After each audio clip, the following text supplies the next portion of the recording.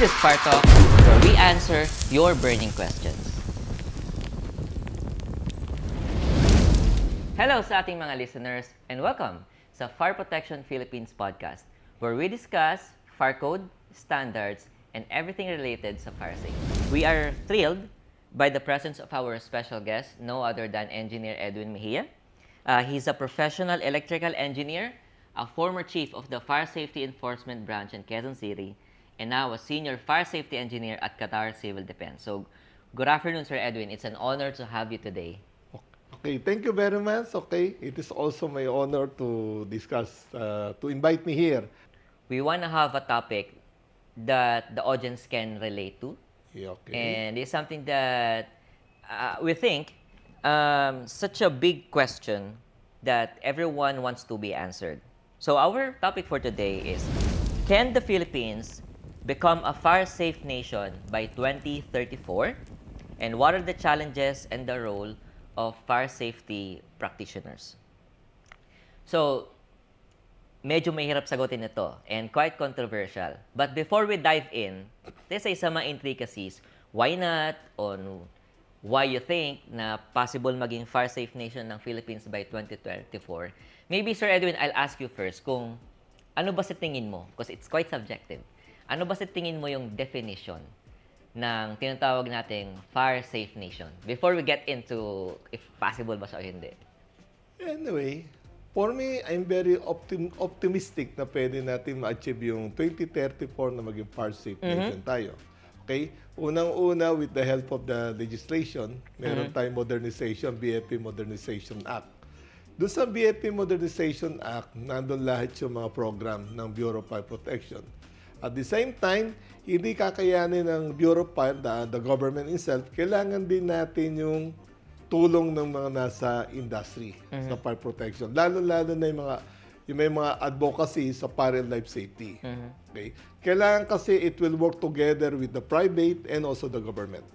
Although the government, they are the enforcing authority para dun sa mga, let's say, tinatawag natin yung Fire Code of the Philippines. Kasi yun yung base para maging fire safe yung building na tinatawag natin. Okay, let's say, once na nag-i-issue kasi ng fire safety certificate, it is inherent na, okay, it's like a declare na they are complying with the Fire Code of the Philippines or declaring they are safe. Okay, kaya lang, with the Modernization Act ng government natin, isa sa mga nakita ko doon, yung upliftment ng skill ng mga ating enforcer, lalo na sa mga fire safety inspector. Okay? At the same time, malaman nila talaga kung i-boost nila yung kanilang technical know-how regarding dun, hindi lang sa fire code, at yung mga international acceptable safety code like the NFPA. Kailangan at least rin sila doon, uplift din sila, enhance din sila doon. Yun yung kailangan nila sa private. Katulad ng mga different organization na katulad nung katatapos ko lang ng seminar, yung sa Fire Protection Technical Division, na nagkaroon ng MOA doon sa Bureau of Fire Protection. Kailangan i-uplift talaga natin yung kanilang technical know-how. So, when it comes to fire-safe nation, for us to achieve that, hindi lang siya responsibility ng enforcers. No. It's a collective effort. It's a collective effort with the private and public. Private and the government. And I guess hindi lang siya related sa mga practitioners, no? It's all the way goes down sa mga occupants or sa mga citizens. Lahat. Everyone has a role to play when it comes to achieving the fire-safe nation. Yes. But to give the context kung ano, sir, yung fire-safe nation, in your personal opinion, of course, there's really no like clear definition of that wherever sa mga standards. But when you say fire-safe nation, what do you think is, how do you picture that out? At least compared to kung anong kalagayan ngayon, and how do you picture out na masabi mong, okay, then that's a fire-safe nation? Okay. Ideally. Ang fire-safe nation kasi, wala naman talaga yung word na fire-safe nation. Okay, wala naman yan. Even you have the certificate, it is considered na, hindi ka naman dineclare na you're fire-proof in building. Everything na talaga, everything dito sa lupa, lahat naman yan nasusunog. Exactly. Even the metal, okay.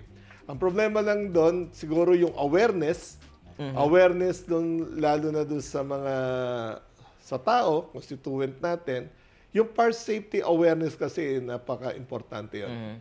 Meron tayong tinatawag sa code na citizen participation. Okay? Dapat yung awareness sa kanila. Ang mahirap sa Bureau of Fire Protection, paano mo bibigyan ng awareness ang tao na maging fire safety awareness sila. Okay? Pagdating sa safety, road safety, marami yon. How about yung fire safety? Exactly. Okay? Awareness, kung let's say, paano mo i-drive sa tao yung isa-isa puso na yung magiging sa fire safety awareness sila. Simple lang. Nung wala pa ako sa Bureau of Fire, hindi ko na tinitiwala. Basta pumasok lang ako. Wala akong pakialam sa fire safety. Okay? Pag naandun na sa puso mo yun, pag naging, let's say, aware ka na, everything na titignan mo, pagpasok mo sa isang establishment, meron ba akong pupunta na ibang exit? Tama. Makikita mo doon, kasi aware ka na eh. Yep. May exit ba Exactly. dito? Even doon sa sinihan, di ba sa theater, yung kitang exit. Dati, malayo ako, manunod ako, malayo ako sa fire exit. Pero ngayon, dahil naando ka na sa fire safety conscious ka na, aware ka na, as much as possible, mas malapit ka sa exit. Dati gusto mo nandun ka sa dulo, di ba? Ngayon, yun naman nag-iisang awareness ngayon. Yung mga obstruction, mapapansin mo. Ngayon, once na pumasok ko sa isang establishment, parang automatic na sa akin, meron ba ako ibang lalabasan? Pupuntahan, di ba? Yung agad pumasok, yun yung awareness. Ang pinakamahirap talaga sa Bureau of Fire Protection, even sa atin, bilang magiging kung safety awareness ka, safety kasi malaki. Oo, malaki. Okay. Malawak Unang-una, sa yan. pagdadrive lang, bago ka mag-drive, ano yung safety mo, i-checkin mo lahat yung sasakyan mo, di ba? Ganon din yung sa natin, yung sa safe. Sa fire safety kasi, very simple lang. Tignan mo ano yung magiging hazard ng iyong bahay. Everything. Ngayon, papasok ka doon sa very fundamentals ng prevention, yung triangle of fire. Di ba? Ano ba yung triangle of fire? Yung 3 component na lang. Di ba? Unang-una yung air. Nandiyan na yung air. O, andito na yung heat. Fuel, then O, fuel. nandun yung fuel. Okay. Pag pinagsama-sama mo yan, tapos nag-mixture sila, meron kang sufficient na tawag dito, yung chemical reaction, o meron ng fire. Di ba? Simple lang, very basic sa fire prevention. Ang tanggalin mo yung isang component. That is sa fire prevention. Exactly. So, I guess for us to achieve yung fire safe nation, very important na maging fire safety awareness muna. Awareness muna. For laganap, I guess, widespread awareness. Widespread of awareness. Na even yung mga citizens natin ay mindful when they enter, say, a facility, alam nila kung saan ang exit, at least, diba, to keep them safe. Kasi ngayon, there are a lot of, safety is a very wide topic, and of course, like you said, may driving, may health, and often, ang the last on the line is fire safety. Parang hindi siya masyado nabibigyan ng emphasis. Hindi masyado. Okay. So yeah, to achieve as a fire safe nation, one thing, I agree with that, Sir Edwin, awareness. Awareness. Ng mga citizen natin, widespread awareness. Para maging fire safety conscious ang mga tao.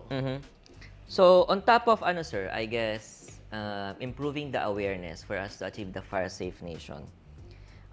For us to achieve that status that we think na we're fire safe collectively, of course, there's no absolute, as Sir Edwin mentioned kanina. There's no 100% guarantee that there will be no fire. But we're really looking into that na substantially nabawasan. Yes. Like, onti na lang. What we call the reasonable level. It's lagi siyang sinasabi ng code, the reasonable level of safety, and we want to achieve that. For you, Sir Edwin, for us to achieve that reasonable level of safety, or sa topic natin, the Fire Safe Nation by 2034, what do you think are the present challenges that we need to address to achieve that? Anything na you think we need to correct? Work on? Depende kung saan kang factor na nabibilong. Let's say, if you are the simple person, o kaya simple na mamamayan, unang-una, kailangan ma-aware ka muna. Awareness. Okay? Tapos, pangalawa, paano mo isa sa puso magiging par safety conscious ka? Okay? Aware ka, pero aware ka lang, dapat maging par safety conscious ka. Isa puso mo yun. Okay? Tapos, pag nando ka naman sa industry, let's say, sa safety, as a safety practitioner ka, anong dapat mong gawin? Unang-una, pag naano ka dun sa level na yon, dapat sure nga yung ginagawa mo is a code compliance. Okay? Andiyan ba yung standard compliance ka? Pag code compliance ka, andun yung level of safety. Diba? Ma-achieve mo yun, ma-issue mo yung level of safety. Pag naano ka naman sa may standard compliance, okay? Yung how to do it, di ba? Yung isa kasi, yung where required. Isa yung how to do it. Standard compliance ka naman. Okay? Pag meron ka standard compliance ka doon, okay? Pag nilagay mo yon na andun ka doon sa tama ba yung pagkaka-install mo, correct ba siya? Ano makukuha mo naman yun? Yung effectiveness, level of effectiveness. Pag sinabi mo naman yung product compliance, definitely lahat ng fire protection materials, fire protection, fire and life safety product, sinasabi ng general rules, dapat tested and listed. Yon. Product. We talk about the product. Okay? Lahat yan. Mapa-smoke detector, mapa-sprinkler, mapa-pump. Basta in general, fire and life safety products. Dapat tested and listed. Okay? Pag yun tested and listed yung product mo, alam naman natin, ang mga product ay tinest siya for the specific purpose. Okay? Once na tested siya, ano makukuha mo doon? Level of reliability. Reliable yung product mo. Yun, mag-work together yun para ma-achieve mo yung objective ng fire and life safety. Ano ba yung objective ng fire and life safety? Like the Fire Safety Nation. Unang-unang objective mo, to save life. Tapos yung property protection, environment protection. Ano yung continuity nun? Pag may business ka, business continuity. Yun yung objective ng fire and life safety. Yung apat na binabanggit ko. Bali, I wanna touch more on that topic, sir, kasi very interesting that you mentioned na some of the challenges are related sa product. Kasi some can justify na, oh, may fire alarm na kami. Ito, bumili kami ng ganitong product. And I think for the sake of ating mga audience, can we expound more kung ano yung tamang product versus sa hindi tamang example, tamang fire alarm control panel, tamang smoke detector, and ano yung mali? And ano yung problema pag kinuha nila yung mali? Okay. Unang-una, sinasabi ng code muna. Pag sinabi ng code, dapat magkaroon ka ng, let's say we talk about the fire alarm system. Fire alarm. Okay. Sinasabi niya, dapat meron kang fire alarm system. Sinasabi niya, yung fire alarm system mo, base sa Fire Code of the Philippines, shall be in accordance with NFPA 72, Philippine Electronic, latest edition ng Philippine Electronic Code, tsaka yung sa Philippine Electrical Code. Nakalagay the word the shall. Pag sinabing shall dun sa code, ay dapat mandatory. Shall is mandatory. Shall is mandatory. The word shall in any international safety code. Shall means mandatory. That means wala nang pero-pero. It's a mandatory requirement. Wala na usap-usap. Wala na. Talagang requirements na yan, mandatory. Okay. Kaya nga sinabi niyang tested o kaya listed. Listed, yeah. Ibig sabihin niyan, reliable. Kasi tinetest ang isang product for the specific purpose. Let's say, smoke detector. Tinest mo yung smoke detector, hindi mo para doon sa smoke. Tinest mo sa ibang bagay. Hindi siya reliable.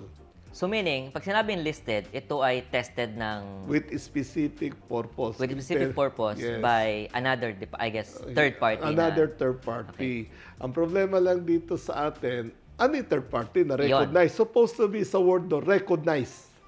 Ng authority, heaven, jurisdiction. So, hindi pwedeng kahit sino? Kahit hindi pwede sino. Although, basta listed. Ang problema lang, since dito sa Pilipinas, wala pa tayo recognize na anong third party o kaya listing laboratory.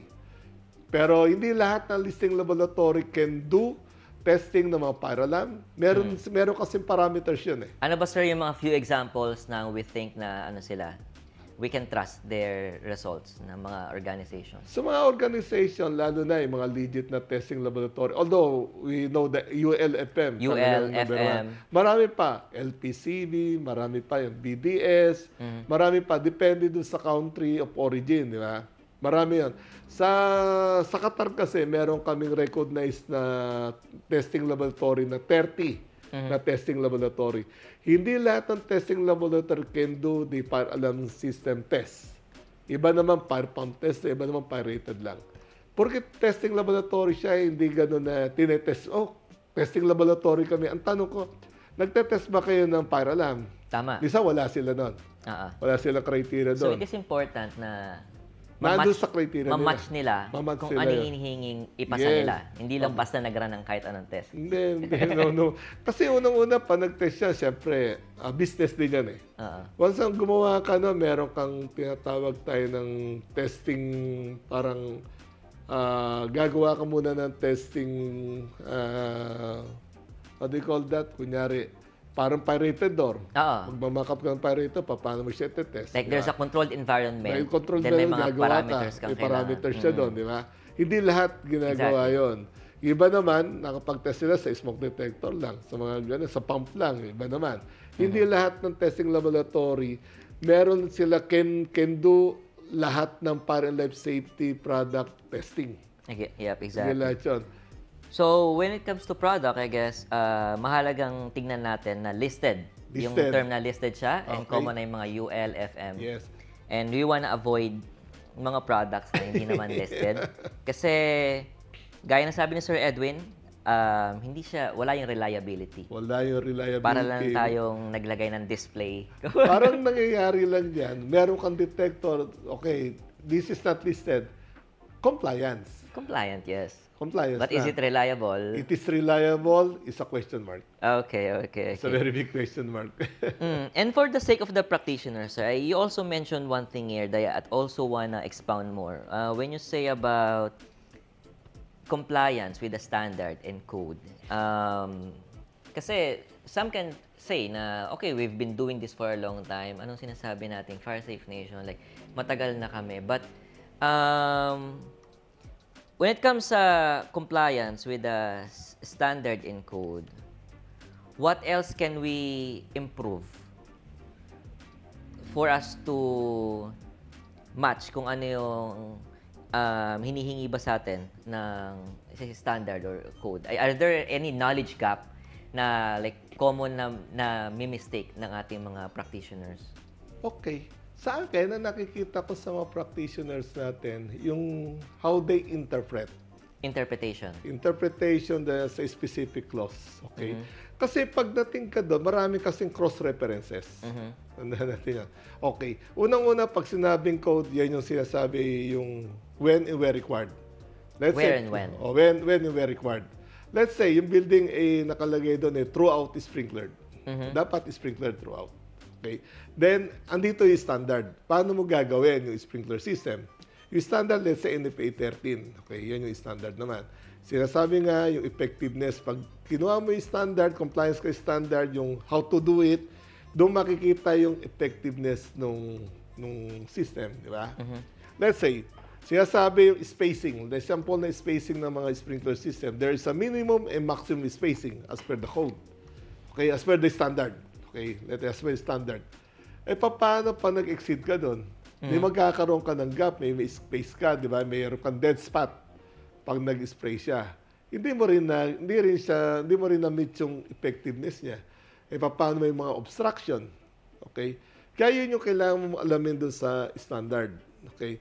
Ang marami pa dyan, yung pag na-record ka ng code, akala nila pag fully sprinklered ka, pwede mong i-omit ang isang bagay. Let's say, sinabi ko na, parang data center. Marami nga doon. Yung data center, okay, sinabi, part siya nung data center sa isang building. Let's say, ang building, high-rise building.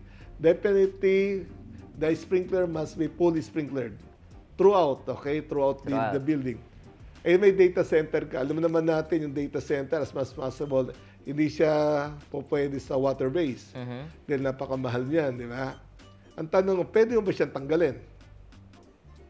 throughout the sprinkler siya eh. Ah, O, pwede mo ba siyang tanggalin? Yun yung tanong ko ngayon. Dahil nga, maglalagay ka naman ng gaseous sa suppression system pwede na siya. which is effective. Ang tanong ko doon, pwede ba siyang tanggalin o hindi?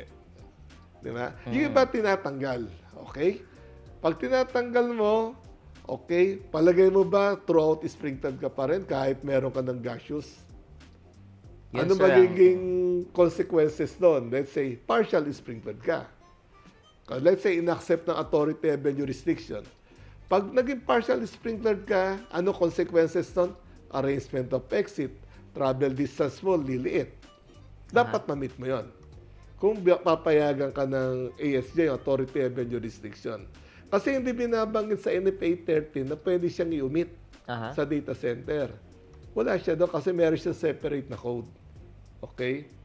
Well, pag hindi sinabi ng NFA 13, tinanggal mo siya, ang pinakabili mo ngayon ay papasok ka sa partial sprinklered. So are you saying, sir, na if you omit some parts ng area na akala mo siguro in good intention, isa na rin siguro yung makatipid, actually, baka maging mas stringent ka pa somewhere else. Na yung exit distance mo, umikse. Kasi hindi ka fully sprinklered. You need to have more exit. Parang ganun. Okay. I see. So, with this, sir, with these challenges, example dun sa sinabi niyong mga growth opportunities sa pag-interpret ng standards and yung pagpili ng mga products and all the things that we can what steps do you think can be done? Punta naman tayo sa mga fire safety practitioners. What steps could be done and what role can the fire safety practitioners like ourselves na nasa industry ng fire safety, what role can we play to solve these challenges? What role can we Yeah, play? what can we do to Okay. to improve yung mga knowledge gap na yan and ma-achieve natin yung sinasabi nating vision natin ng Fire Safe Nation? Siguro through the educational campaign din natin, yung mga yung mga webinar. Okay, there's a lot of organization, they also given some lectures, okay, na base dun sa code and standard. Okay. Parang bilang fire safety practitioner, okay, first and foremost, unang-una pag yung iba yung fire protection engineer. Iba naman yung fire safety engineer. Pag sinabi kong fire protection engineer, more ka lang doon sa fire protection of the building. Pero pag sinabi fire safety engineer ka, okay, meron medyo nudes ka doon, mga different field. Pag fire protection, more or less, more mechanical yun eh. Di ba? Kasi yung mga fire protection lang ang building. Pero pag fire safety engineer ang malawak sa'yo, malawak ka. Unang-una, ano yung dapat mong pag-aralan? Behavior ng occupant, kasama yon. Occupant behavior. Pinag-aaralan sa fire safety engineering yon. Hindi lang yung fire and life safety ng building. At gumagawa kayo ng fire risk assessment report. Pag fire protection ka lang more in the protection of the buildings para sa mga waterways, mga fire alarm. Pero yun din yung tinitingnan yung behavior ng occupant. Yes, actually, I Yun think yung dalawa, magkaiba yun eh. occupant behavior. Occupant behavior, kung if you are the fire safety engineer, kasama yon. Titignan mo rin yon. Tapos, even nga yung content, di ba? Content ng building, yung kung ano ba yung hazard content doon, mapasok sa fire safety engineer yon. Yung fire protection, what is the protection of the building lang. Yun yung mga limitation. Pag fire safety engineer ka, part mo lang yung fire protection. Yun naman, para more in specialization yung fire protection. Pag fire safety engineer, malawak siya. It's a holistic approach. Yeah, do you think, in your opinion, it will be beneficial, very helpful kung yung mga fire protection engineers will also explore yung mga topics such as fire science and occupant behavior? Yes. Malaking tulong sa kanila yun eh. Yung occupant behavior, pag nagdi-design ka ng sprinkler system, tignan mo yung occupant behavior. Unang-una, alamin mo na yung type of occupancy. Meron tayo light hazard occupancy yan. Meron tayong ordinary hazard. Di ba? Ano-ano yung mga yun? I agree with that. Yun yung titingnan mo yung occupant behavior doon, let's say. Tapos may sleeping quarters ba siya? O di iba na naman yun. I Di agree. ba? Open to the public ba siya? I agree with that, Sir Edwin. Kasi Pasok kami. knowing the occupant behavior is like the fundamentals why they have different requirements, di ba? Very unique. Every type of occupancy, Oo. they have a unique requirements. And I think, iba kasi nalilito, bakit may residential na hotel, may residential na apartment, may residential na dorm. Bakit iba-iba, di ba? May iba, pero iba requirements Oo. nila. So, parang without the knowledge ng yung occupant behavior, naliligaw sila. Kasi kakabisatuhin mo siya. Unlike, medyo pag alam mo yung different behavior sila, it can guide you sa... So pag it can guide you regarding sa holistic approach nung par safety. Holistic approach ang kailangan mo doon. Okay? Iba yung pag nagdi-design ka lang yun. Sige, bigyan mo lang kung ano yan. Light hazard, punta ka lang doon sa NFA 13. Di-design ka lang.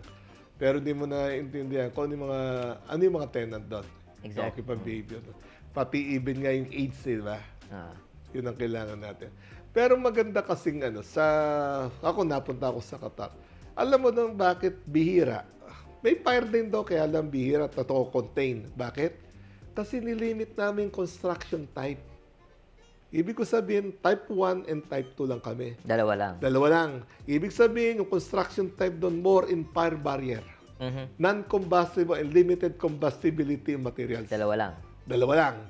Dito, meron tayong type 5, may light materials. Doon, wala. Pinagbawal namin doon. Yun, sigurado kapag meron fire, yung fuel content lang.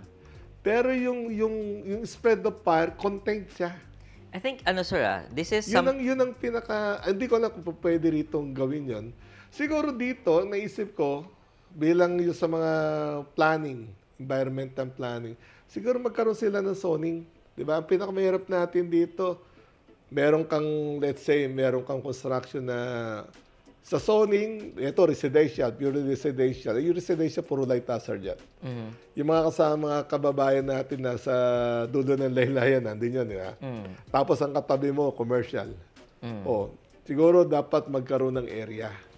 Para in case of fire, alam mo pa paano yung sa Bureau of Fire, alam nila pa paano strategy, how to combat the fire in that area. Paano nila gagawin. Kasi nga, doon sa Qatar kasi nilimit lang yung construction time. Limited combustibility materials kami. Maganda siya, sir, no? I'm not sure if feasible siya sa Philippines, Yun Kasi, nga lang. I'm just guessing this. I'm not sure. Kasi most of our standards are copied from states. From state. And sa states kasi, They use it's wood. a cultural thing na they love wood. They love wood. Kahit yayamanin sila, Yes. ang gusto nila ang bahay nila kahit gaano kalang made of wood. Made of wood. Kaya ngayong unfortunate fire na nangyari sa California, it happened because most properties there are made of wood. So perhaps it came from there, no? Like, Yeah, it came from them. Pero karamihan na wood nila, sometimes treated. Diba? Treated. Oo, treated. Kaya ina-allow nila yung type 5 doon, di ba? Yun yung wood. Pero yung wood nila is a treated. Pag nag-type 4 ka naman, yung mga timber type. Sa atin, Yung parang mga old. hindi pa tayo Dito, masyadong... light talaga. Wala pang masyadong treatment ng wood. Wala tayong treatment na wood. Na dito. fire... na Siguro yun ang isang magiging, kung magkakaroon tayo ng legislation, yung limited combustibility content doon sa building. Merong ginawa ang Bureau of Fire, yung construction type. Hindi ko alam paano nila ini-enforce yun. Kung let's say, sa construction type, may limited combustibility, depende dun sa type of occupancy. Meron kasi, pag construction type, meron kang height limitation, tsaka yung area limitation. Okay? Yun yung mga pumunta ka ng NFPA 5,000, yung sa building code nila. Okay, yun yung mga limitation natin. Dito, meron din, siguro, yung may mga type of construction din tayo, which is reverse naman, yung type 5. Dito, yun yung mas, yun yung mas resistive construction. Doon naman sa American, type 1, type 2, type 3. Yun yung mga 4442, di ba? Yung mga talagang barrier. Para mga pirated naman yun. Sana dito, siguro sa mga new technology na mga materials, di ba? Marami na nagiging parang sa market yung mga pirated na binabanggit nila. Marami na materials sa ganun eh. Yung limited combustibility na lang doon sa ibang, lalo na sa commercial. Ang problema lang natin, yung mga ibang kasama natin, lalo na doon sa ilalim ng sa mga nasa laylayan, yun ang problema natin doon. Can they afford? Baka naman. Okay na afford. Una-una materials, napaka-mahal yung materials na yun. Pero sa mga commercial, pag nag-commercial ka sa akin, dapat limited combustibility construction type. But concrete is hindi naman, sir, Hindi naman. At affordable naman ang concrete, right? affordable yung concrete. Ibig sabihin, meron kang delay. Di ba? May delay. Ang ano lang doon, yung mga fuel mo na lang, konting content na lang. Pero kung meron kang fire barrier because of the construction materials, na non-combustible siya, o kaya limited combustibility, yung delay kasi ng spread of fire, nakakontain na siya. At the same time, makakarating na yung tawag natin doon, intervention ng Bureau of Fire para to put a fire. May extinguish a fire. At least maliit pa lang. Hindi katulad yung spread, masyadong maliit pa lang kita because of the combustibility content of materials. Ganun yung spread.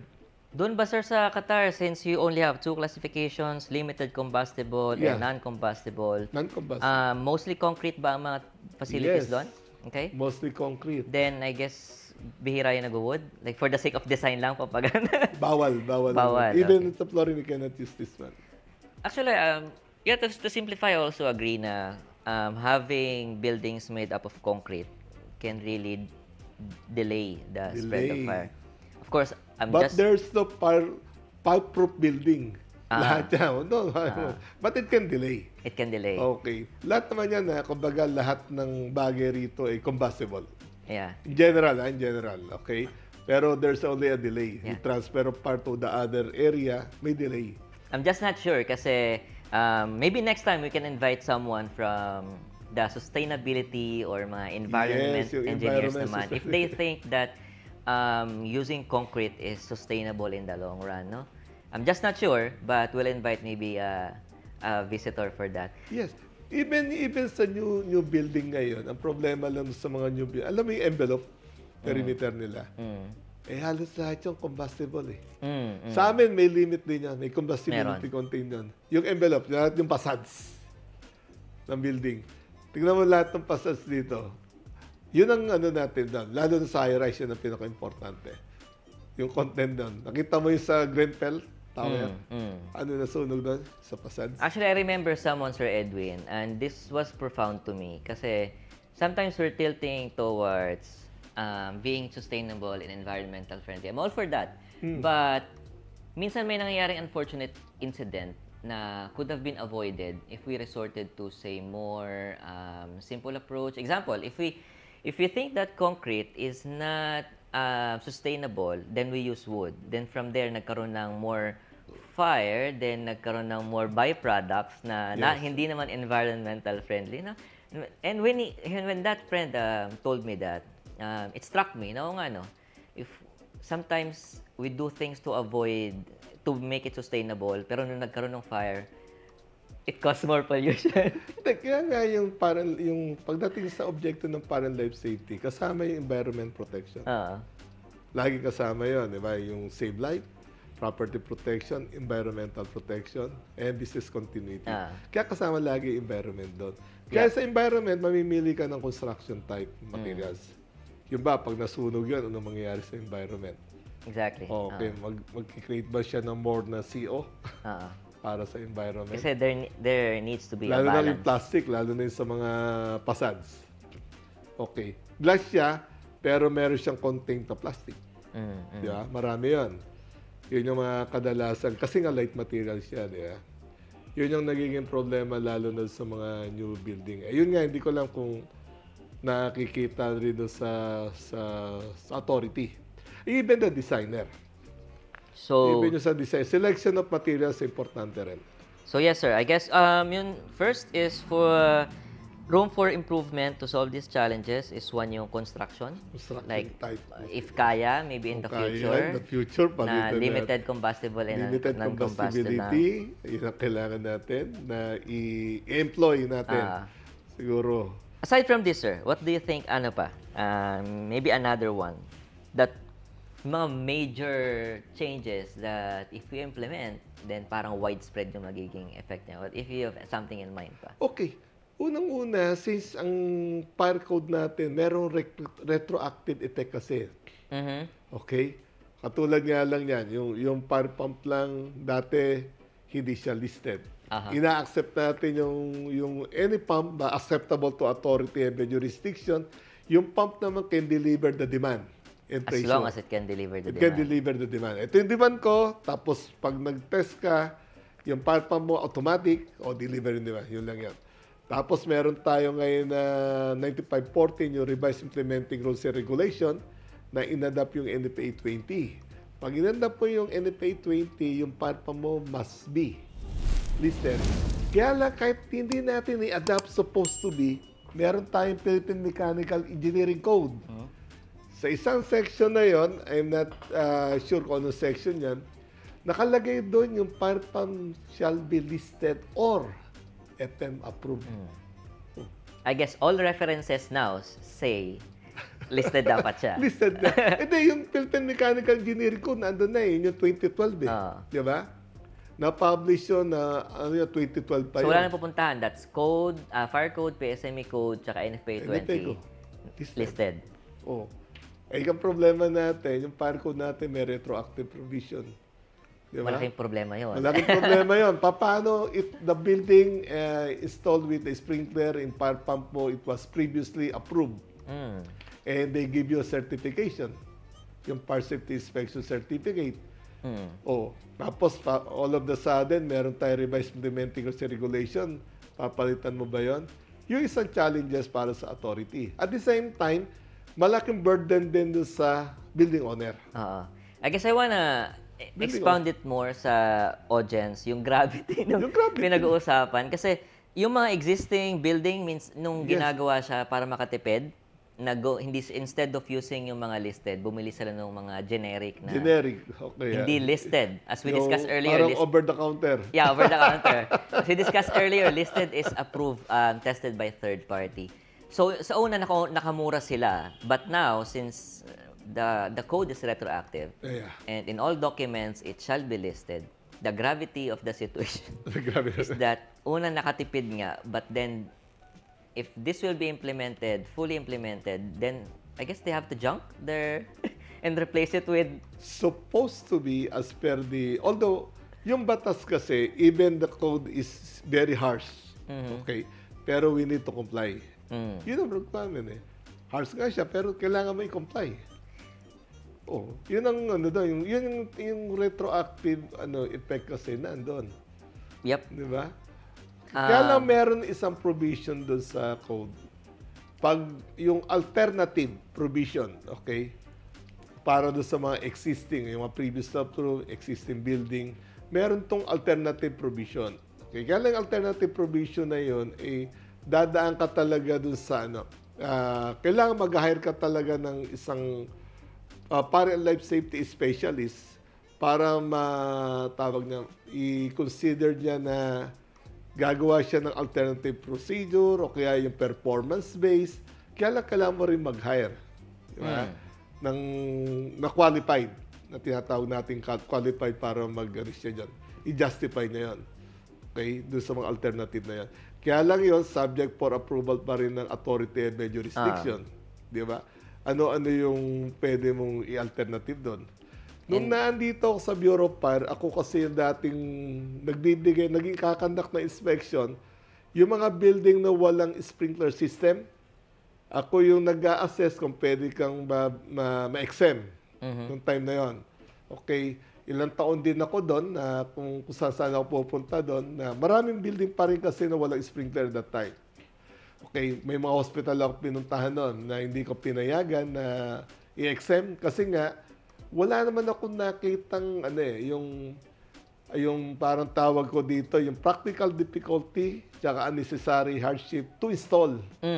Yung lacking requirements nila, like automatic fire suppression system. Okay. Yung wala akong nakita doon, kailangan kasi ma-justify mo o kaya ma-convince mo yung authority na hindi ako pwede maglagay niyan dahil may practical difficulty. Meron din ako, hindi pinag-uusapan dito yung budget. Practical difficulty, tsaka unnecessary hardship lang. Yung iba kasi, sir, masyadong mahal yun. Hindi natin pinag-uusapan yun.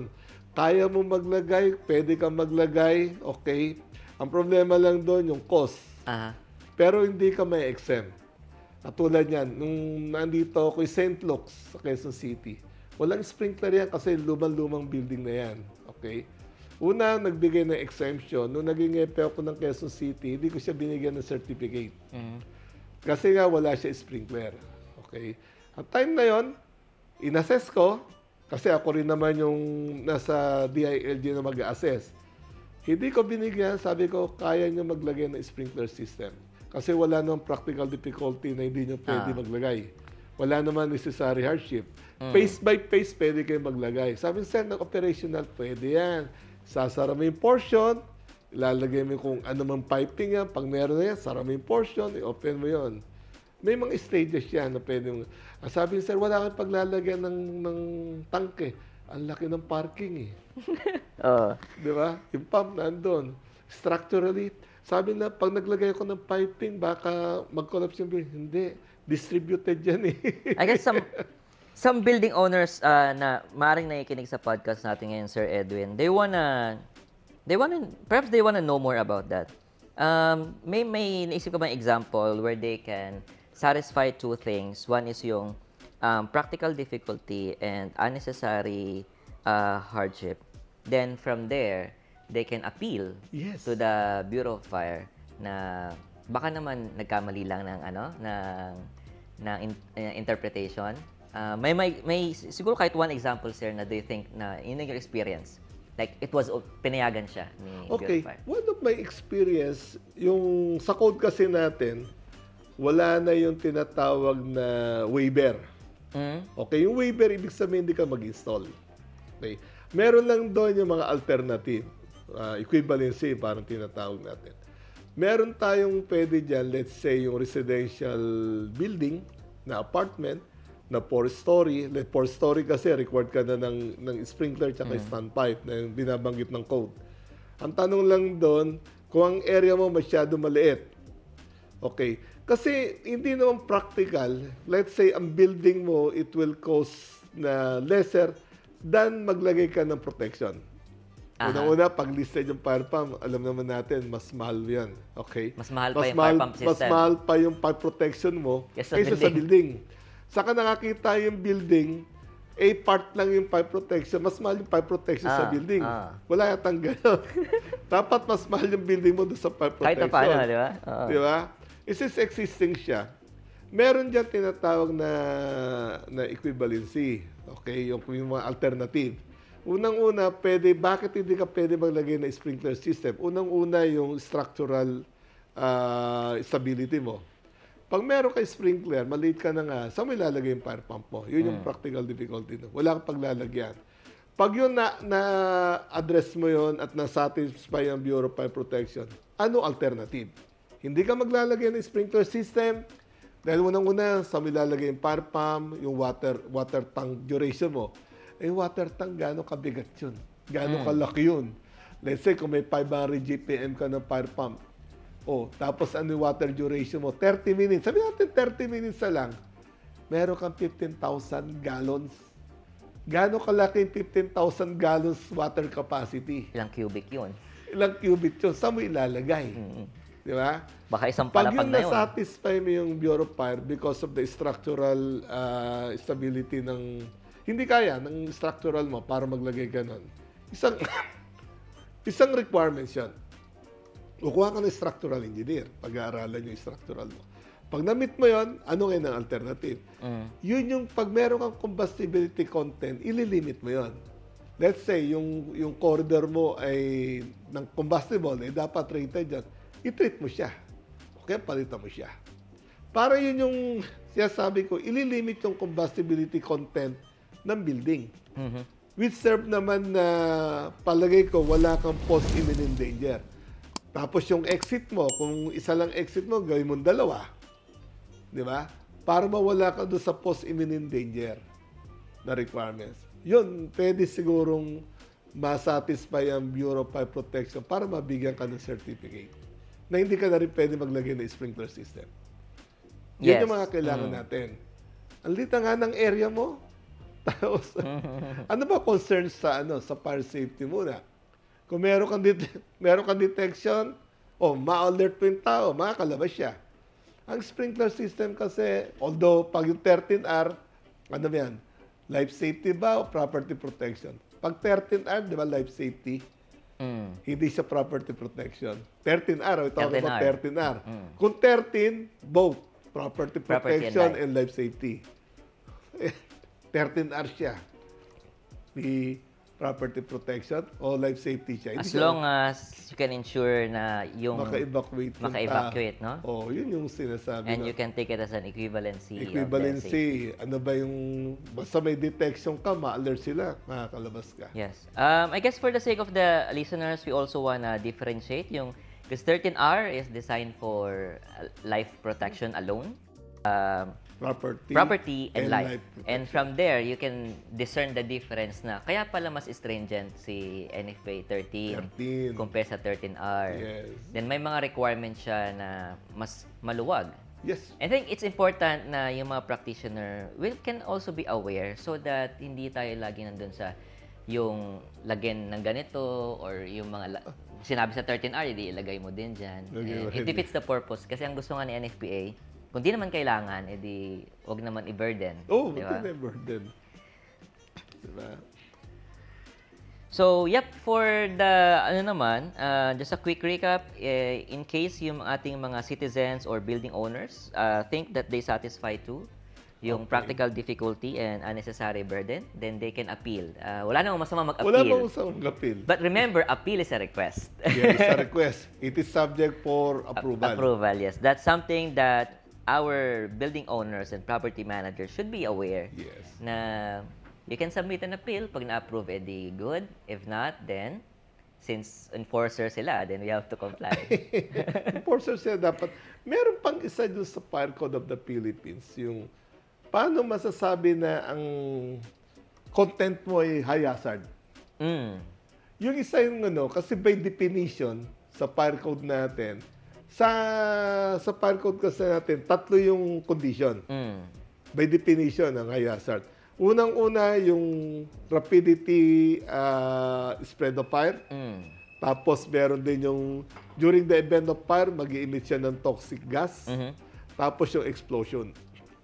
Sabi ko nga, pag ikaw yung fire safety engineer, lahat ng bagay dito ay combustible. In general. Pag nasunog yan, meron bang toxic yan? Definitely. Okay? Kaya yun, lahat dito, pumapasok ka ng high hazard because yung 3 condition. Sa NFPA kasi, 2 lang. Explosion, tsaka yung rapidity. Yun lang. Wala yung toxic. Walang toxic. Walang toxic, yung emission of toxic during the event of fire. Lahat naman yan, pag nasunog to sa pamo, meron mag-i-emit talaga ng toxic gas yan. Kasi I think isa rin yun sa mga like people are confused dun sa what falls under high hazard. High hazard. And then not high hazard. Not high hazard. Ano bang building to? Yung a type of occupancy na kung saan sprinkled na siya kapag siya ay high hazard. I guess storage? Storage and industrial. Storage and industrial, sir. Occupancy based sa Fire Code of the Philippines. Pero pag yun yung nakalagay doon, very specific. Pag storage occupancy and industrial occupancy classified as high hazard, dapat maglagay ka ng sprinkler system. Yun yun. High hazard. Ang problema, ano yung category ng high hazard? By definition, 3. Lahat naman mag-i-emit ng toxic gas during the event of fire. Ibig sabihin, kaya lang ang problema doon, wala siyang parameters. Ano ngayon yung toxicity? Exactly. Walang parameters. Let's say, meron akong 1 bottle of gasoline. Meron akong 1 drum of gasoline. Lahat naman yan nag-i-emit. May consider din high hazard parehas. Ano yung quantity? Wala kasi gano'n sa fire code. Wala yung tinatawag natin maximum allowable quantity. Kasi general nila, basta nag-pulse ka ng high hazard, 3 yung definition, yung condition para mag-pulse ka ng high hazard. Kaya yun yung dapat sigurong pag-aralan ng yung sa code. Kung sakali papalitan man yung code, tingnan nila yan. I guess so. Kung papasok yon, dapat meron kang criteria. May kang benchmark na tawag. I agree. Dapat may benchmark. So that uniform siya, I guess, Uniform, kung yes. iba-ibang enforcer yung nagpapa-implement, they have an Dapat. objective criteria kung kailan siya Kasi high. ang nangyayari, subjective kasi siya eh. Ah, nga. Sa akin, hindi siya ay hazard. Sa iyo ay hazard. Wala kasi parameters. Nagkakaiba ng interpretation. By definition lang. Pero kung meron sanang parameters yun, may benchmark, I agree na ito magiging high hazard. Di ba? Ito, hindi. Kasi nga, andun yung benchmark. Meron tayong benchmark. Kunyari, how many liters of gasoline? Meron doon. Yun yung benchmark. Di ba? Pag ito, maximum, no, consider ka na high hazard. Pero kung minimal content lang, palagay mo ba kung consider ka na hazard? Kasi flammable siya. Lalo na kung hindi naman talaga highly flammable yung storage niya. Yes. Hindi naman highly flammable. Kung let's say yung kanyang explosion limit o kaya yung tawag dito, yung ignition point ay 75 degrees Celsius, yung diesel. Di ba? Mataas yun. Mataas yun. Yung plus point niya, mataas. O, kung consider mo ba siya na high hazard? Yan yung mga tanong sa akin nung nag-lecture ako sa Coca-Cola. Bakit yung ibang industrial nila kinonsider high hazard, yung iba hindi? Kasi nga, yung uniformity. Oo, lahat nagiging subjective. Depende dun sa enforcer. Sinabi ko, lahat yan kung consider ko ng high hazard by definition ng Fire Code of the Philippines. Kasi pumasok kayo dun sa nag-i-emit ka ng toxic gases during the event of fire. Lahat naman yung toxic. Kaya ang sabi ko na lang, tignan nyo yung SDS nyo. Sa SDS kasi yung SAFETA data sheet, meron yung flammability, may toxicity, di ba? Doon pumapasok yung toxicity once na nagkaroon ng fire. Ano yung toxic niya? Ano yung gases na napoproduce during the fire? Doon nyo na lang tignan. Makikita nyo doon sa SDS yung safety data sheet. Dati MSDS yun, di ba? Material Safety Data Sheet. Ngayon SDS na lang. Safety data sheet ng materials. Doon nyo na tignan. Para malaman nyo kung magpo-fall sila sa hazard. Okay, so now we discuss yung mga growth opportunities natin to achieve the fire safe nation. First, Sir Edwin discussed the construction type, right? You simplify it na lang ng non-combustible, limited combustible, and second, like a more objective criteria so that we have a uniform implementation ng ating mga codes and standards. I think I can think of few others. How about sir yung improvement ng mga say knowledge ng mga practitioners? How can we improve pa?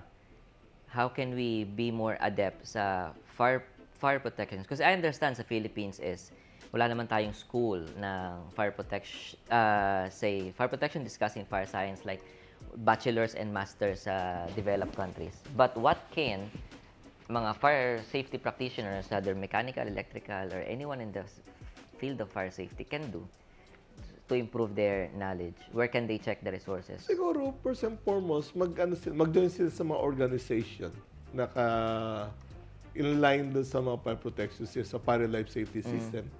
Okay, mag-join sila doon. Kasi unang-una, wala pa naman tayong colleges, school dito na nag-o-offer ng fire safety science. Dati kami yung first batch, kami yung pioneer ng fire safety engineering sa Piatti University. Na wala na yun kasi wala na yung mga nagtuturo eh. Iba nag-abroad na, iba naman kinuha na ni Lord, wala na. Kaya wala na yung nagtuturo. Hindi na-sustain yung ganun course. So dati pala may course Meron. na fire safety engineering. Dalawa yun. Parang ako graduate ako ng Piatti University as a Bachelor of Science in Fire Safety Engineering. Meron din sa Makati, University of Makati. Yan yung bachelor, may baccalaureate degree of fire safety. Dalawa yun. Kasi if I understand correctly, sa ngayon walang Nawala na yan. strictly na fire Nawala safety na, hindi engineering. na na-sustain yun kasi wala na yung mga nagtuturo. Ako naman, napunta naman ako sa Masa. Okay, yung si Engineer Se, wala na rin. Dati, isa sa mga nagiging professor doon, yung naandito pa rin, kaya lang nga, hindi na na-sustain yung ganun. Although meron yung mga ibang engineering course, pumasok na yung fire safety subject is not a course. Nagiging part lang ng subject nila sa ngayon. Okay? Hindi katulad sa ibang bansa, talaga meron yon. Yung fire safety engineering, meron talaga yun. Dito, since wala pa, maraming organization na pwede sila mag-join. Okay? Na para ma-enhance yung kanilang knowledge. If they are interested in fire and life safety system, pwede sila mag-join. Okay? Make sure, tingnan din nila yung organization kung talaga yung tinuturo ba, code-based. Mamaya baka hindi naman code-based tsaka hindi naman standard-based din Baka yun lang naman yung kulang din sa knowledge yung nagtuturo. Baka binasa niya lang. Tapos iba rin naman yung kanyang interpretation. Subjective din siya, hindi yung objective. Tignan din nila. Hindi lahat kasi, kahit kami, pag ako nagtuturo, tignan nyo rin. Kung tama ba yung tinuturo ko kasi naman yung aking, unang-una pa nagtuturo kami, bibigyan ako lecture, lagi kami meron taming, yung reference. At the same time, yung aming tinuturo ay may disclaimer. Okay, may disclaimer kami. Okay, ibig sabihin, yan yung personal knowledge namin. Okay, hindi ito yung talagang, kasi mayroon tayong authoritative jurisdiction Nagtuturo kayo yung mga disclaimer natin. Pero dapat, tingnan din nila, pag-aralan din nila. At yung sa mga nagtuturo naman, sana lagyan nila yung references. Para at least meron naman cross-references, titingnan din ng mga audience natin. Di ba? Pag-aralan nila. Magkaroon din silang critical thinking. I agree. That's really important. For me, Sir Edwin, yung references. It's really important that we look at the references. Kasi, in my experience sa fire safety field, there's like a transfer of knowledge from someone from the previous generation. But then, when you check pala the reference standard, it has been wrong all the time. Yes. Kaya I agree with what you said na hindi porke widely accepted siya, it's still your responsibility to check the standards and check the standard. Your own comprehension to understand that for you to check talaga kung tama ba siya. Yes. Compared to just sinabi ni Sir Edwin to No. Dapat pag nagtuturo, yun yung mga sinasabi ko sa mga nagtuturo. Okay. Sana ilagay nila references. Kasi one time, meron nagturo, tinanong ko ano reference doon. Okay? Kasi in my 37 years in fire and life safety experience, okay, progressive, okay, productive experience, hindi ko pa siya nabasa, sabi ko Sa ano reference noon? I think most especially sa mga nagtuturo. Because if 50 cadet engineers or 500 are listening to you sa webinar na yan, then you said something na hindi ganun ka-accurate, then probably they take your word, then forever na nila believe yun. Kaya yun ang lagi ko. Siguro yun ang aking sa mga nagtuturo. Tapos yung mga gusto talang interested sa fire and life safety.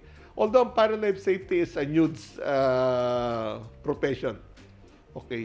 Every discipline pwede mag-engage doon. Okay. Lalo na sa fire safety, fire and life safety. Yun ang kailangan natin. Pero dapat pag-aralan natin. Okay? Kailangan one at a time, pag-aralan mo to make it, kung meron ka specialization, doon ka, pag gustong pag-aral yung iba.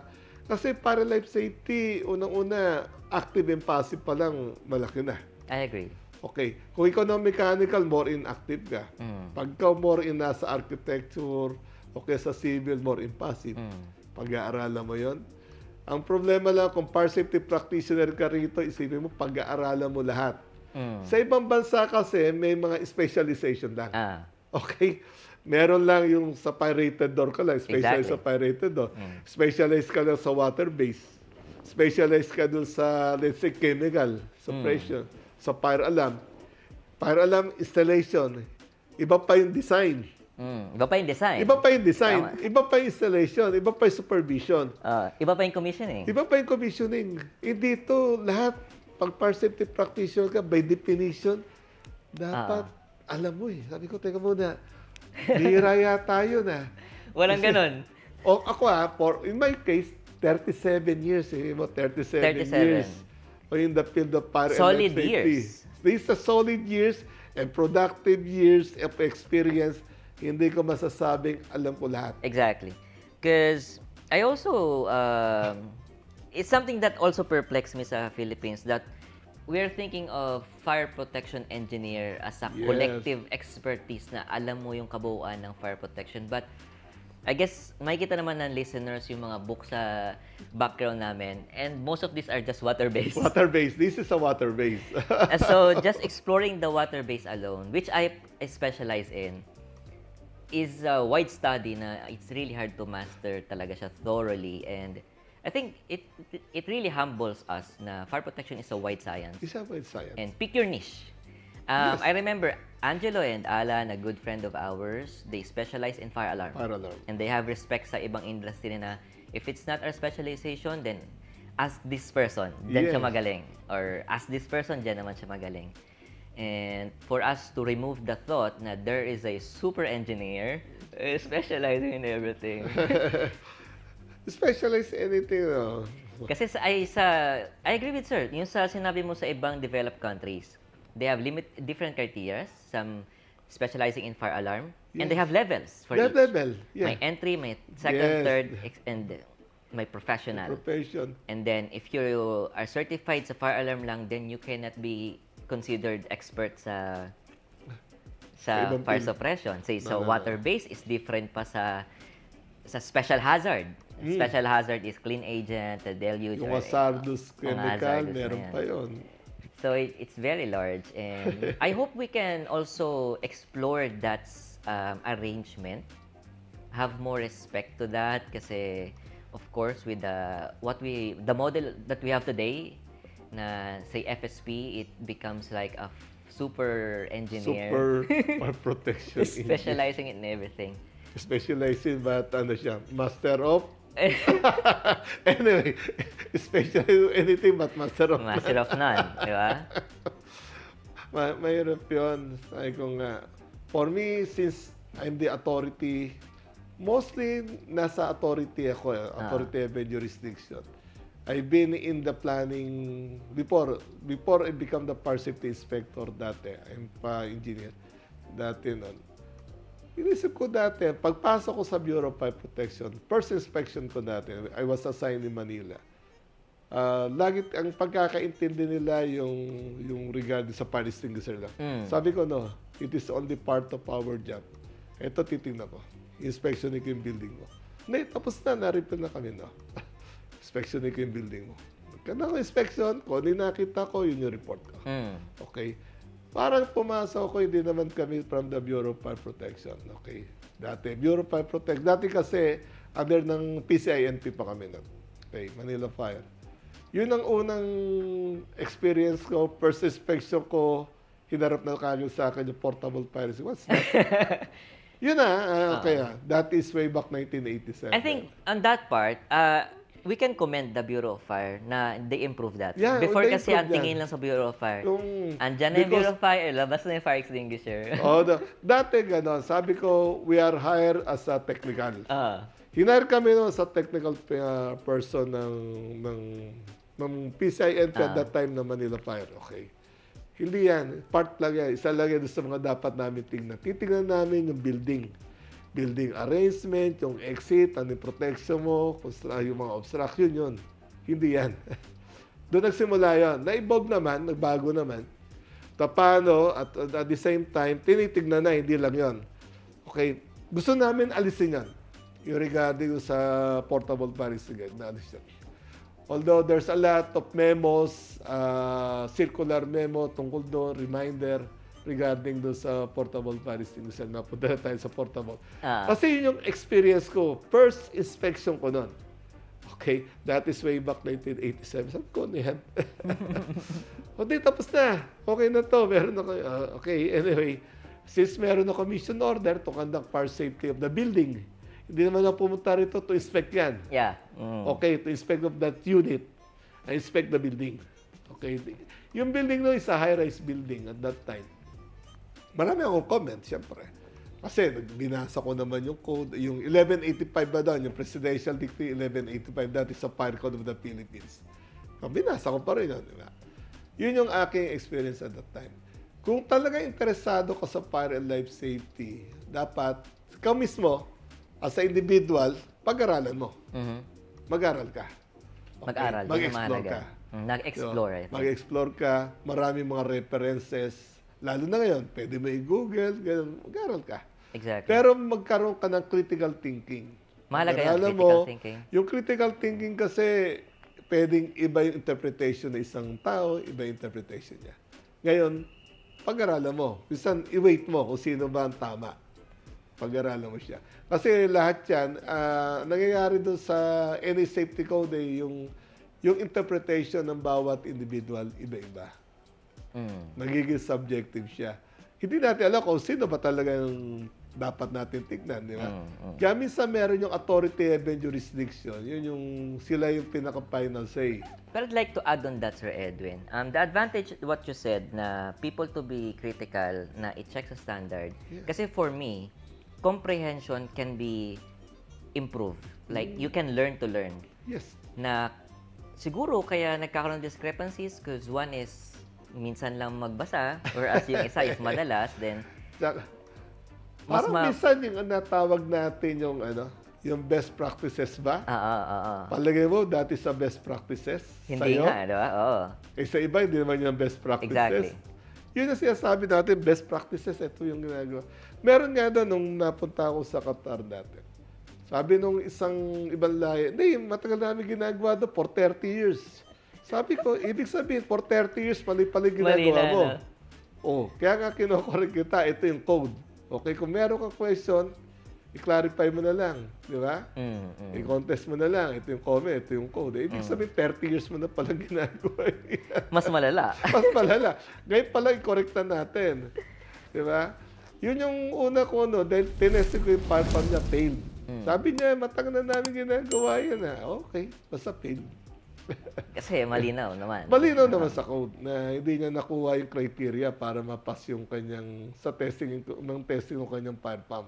Okay, Sir Edwin, now that we've discussed this, you've mentioned your definition of a fire-safe nation, and we've discussed yung mga challenges and mga growth opportunities, and you've mentioned quite a lot of critical improvements that we can work on. And based on how you see the trend, from how it was going and now where we are going, and this is the big question. Do you think that the Philippines can become a fire-safe nation by 2034? 2034. How many years from now? Okay. We are in the 2025. Less than a decade. 9 years to go. 9 years to go. 9 years to go. Okay. 9 years to go. For me, I'm very optimistic na may achieve natin yun. Okay. Basta may political will lang ang Bureau of Fire Protection. Political will. It's a big word. Okay, the word is political will. At the same time, yung mga nasa legislation natin, because supposed to be, they are in line with the word talaga yung fire safe nation muna. Okay? Yung political will natin. Kasi nung nandito ako, mahirap kasi yung politics dito sa atin. Okay? Marami kasing intervention pagdating doon sa pag ni-impose mo talaga yung safety code. Okay. Dahil alam nila, pag ni-impose mo yung safety code, it's costly in general. What if pag yung yung one of the owner is the high-ranking officer natin na ayaw niya yung ganun na kasi nga ang problema na issured naman yan Yaman na yan. Issured naman yan. Yun yung nakikita ko dati ng time na yan. Issured naman yan. Okay. How about yung people, occupant? The building is insured, but yung about the occupant? Yun yung aking nakikita. Basta, political will, depende sa leader na Bureau of Fire Protection. Okay. Mahirap gawin. Okay. Pero kung meron naman yung citizen participation, we work together, not only the authority, okay? Tayo mismo dun sa yung fire safety advocates, mag-joint lang tayo para dun kung talaga objective natin, magkaroon tayo ng 2030 po. May kanya-kanya tayo role. Roles. Yung role ng Bureau of Fire, they are the authority as to enforce the fire code. Tayo naman bilang practitioner, meron din tayong role Di ba?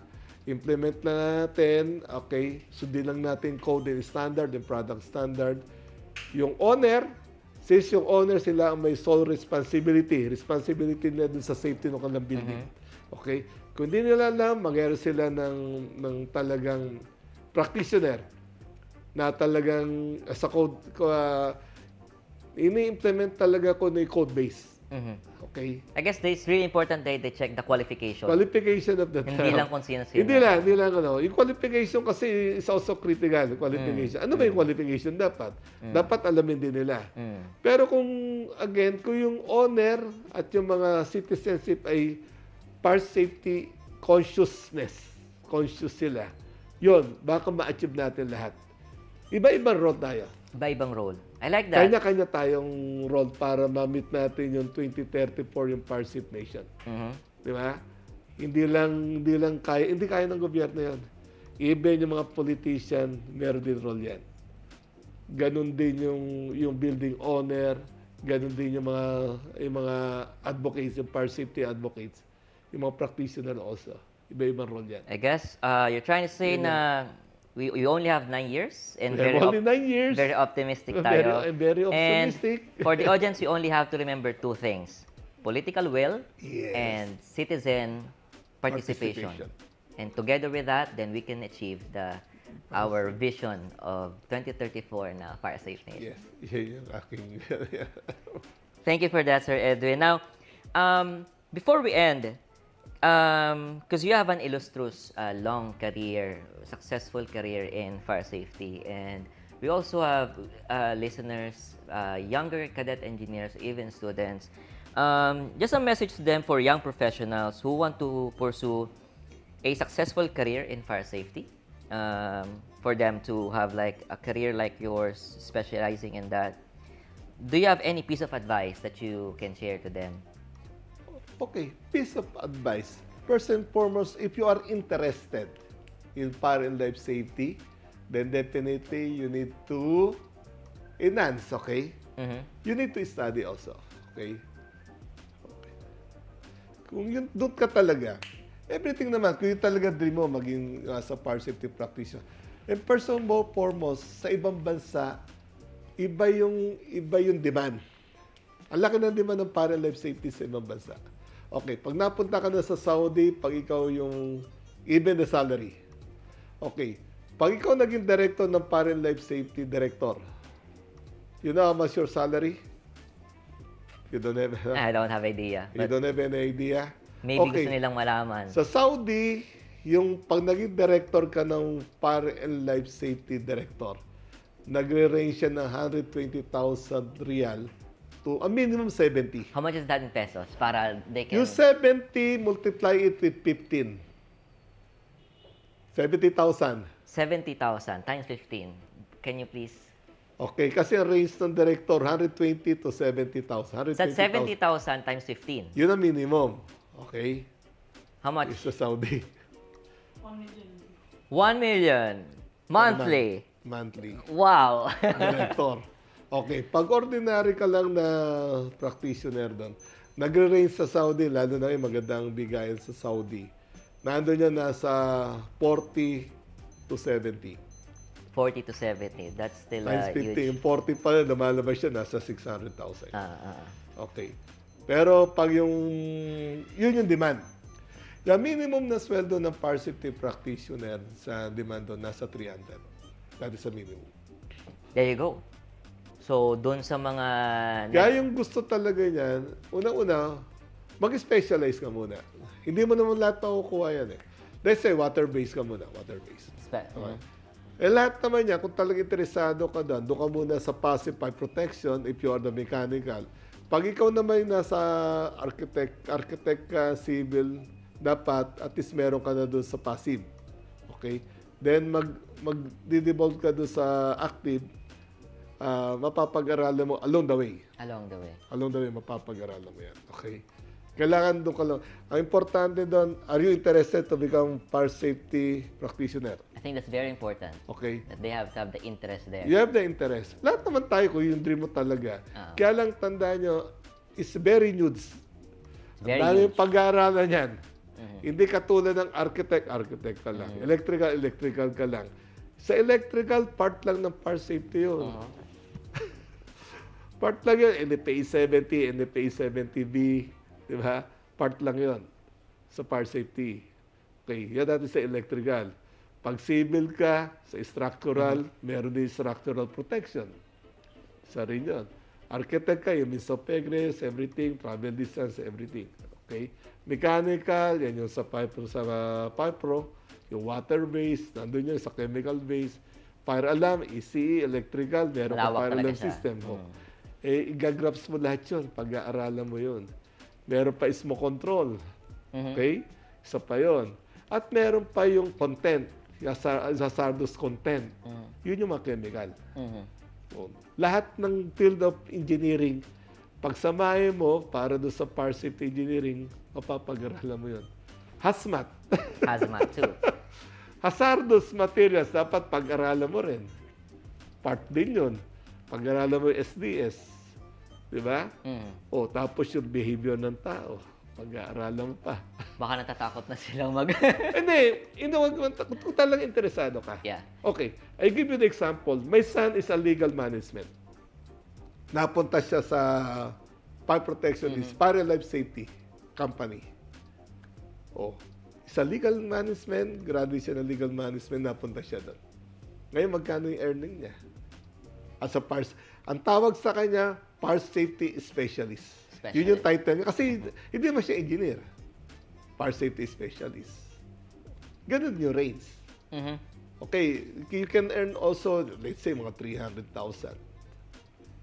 That's still huge. Oo. Pero anong kinuha niya? Pinag-aralan niya rin. Meron kasing, hindi naman porkit engineer ka, dapat yan, pag-aralan mo, okay, ngayon kumukuha siya ng mechanical engineering para at least may title. Maliban doon sa fire safety specialist siya. Pero marami siyang certification. Okay? Andiyan yung CFPS siya. CFPS. O CFI, certified siya, Fire yung inspector. Fire Inspector 1 and 2. Naging plan evaluator din siya, certified din. That's 3 certifications. 3 certification na. Meron din siya certified din siya ng fire rated door. Certified din siya ng fire staff. O, meron din siya ng NFPA 72. Certified din siya ng 101. Napapag-aralan kung interesado ka. Yep.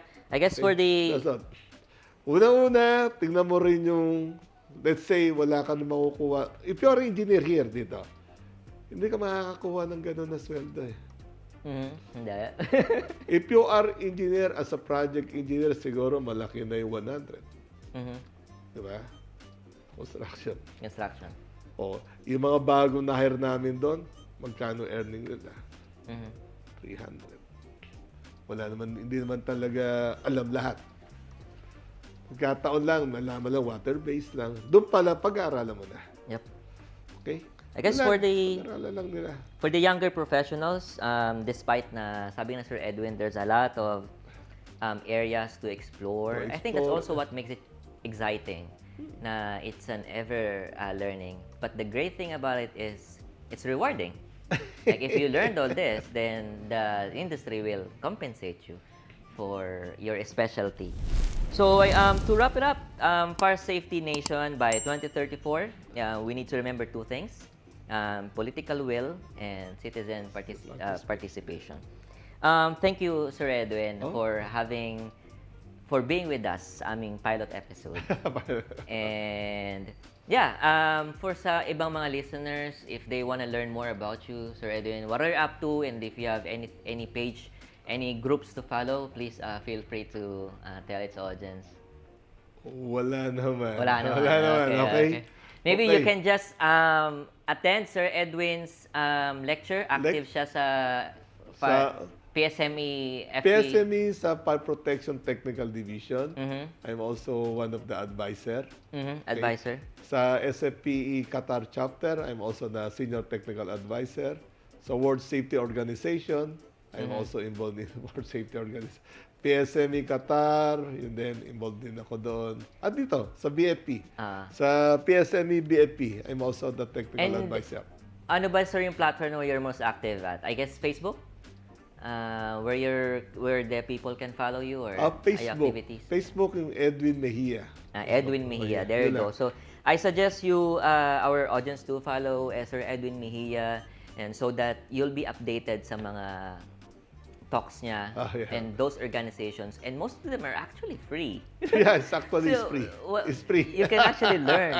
You just have to spend time Yeah. and attention. Then you'll get insights from Sir Edwin Mejia. Again, thank you very much for having you today, Sir Edwin. Yeah. And for all the listeners, see you on the next episode. Okay, thank you. Hey, thank you.